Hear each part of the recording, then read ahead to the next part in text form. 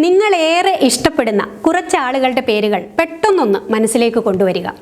അതായത് നിങ്ങളേറെ ഇഷ്ടപ്പെടുന്ന, ഏറെ ബഹുമാനിക്കുന്ന, ഏറെ ആത്മാർത്ഥത തോന്നുന്ന കുറച്ചാളുകൾ.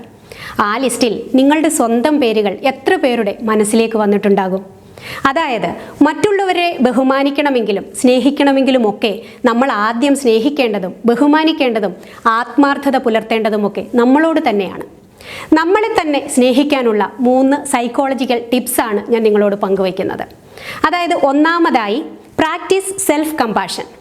അതായത് നമ്മളോട് തന്നെ ഒരു അനുകമ്പയുണ്ടാകണം. നമുക്കൊരുപാട് കുറ്റവും കുറവുകളും ഒക്കെ ഉണ്ടാകും. മറ്റുള്ളവർ നമ്മളോട് തെറ്റ് ചെയ്യുമ്പോൾ അവരോട് ക്ഷമിക്കാൻ കഴിയുന്നത് പോലെ നമ്മൾ എന്തെങ്കിലും തെറ്റ് ചെയ്തിട്ടുണ്ടെങ്കിൽ അത് മനസ്സിലാക്കാനും ആവർത്തിക്കാതിരിക്കാനും ക്ഷമിക്കാനും ഒക്കെ കഴിയണം.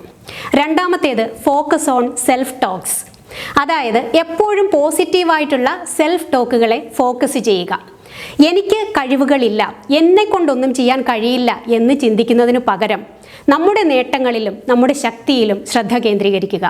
എനിക്ക് കഴിവുകളുണ്ട്, എന്നെക്കൊണ്ടെല്ലാം ചെയ്യാൻ കഴിയും എന്ന് സ്വയം ഉറപ്പ് നൽകുക. അതുപോലെ തന്നെ മറ്റൊന്ന്, സെറ്റ് ഹെൽത്തി ബൗണ്ടറീസ്. നമ്മുടെ കഴിവുകളെ പ്രോത്സാഹിപ്പിക്കുന്ന, നമ്മുടെ പ്രയാണത്തിന് മുന്നോട്ടുള്ള പോക്കിന് എപ്പോഴും പിന്തുണ നൽകുന്ന നല്ല ബന്ധങ്ങളെ ഒപ്പം കൂട്ടുക. നമ്മുടെ ഊർജത്തെ ചോർത്തിക്കളയുന്ന, നമ്മളെ പിന്നോട്ട് വലിക്കുന്ന ബന്ധങ്ങളോട് കുറ്റബോധം തോന്നാതെ തന്നെ നോ പറയുക.